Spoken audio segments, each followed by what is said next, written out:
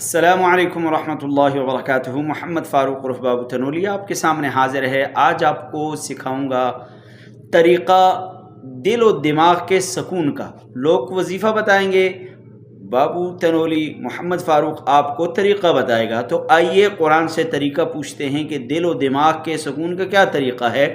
تو قرآن کی ایک آیت ہے، الا بذکر اللہ تطمئن القلوب۔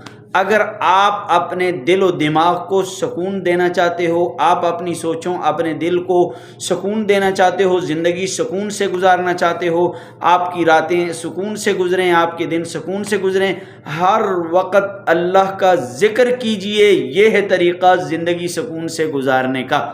کیا ہے؟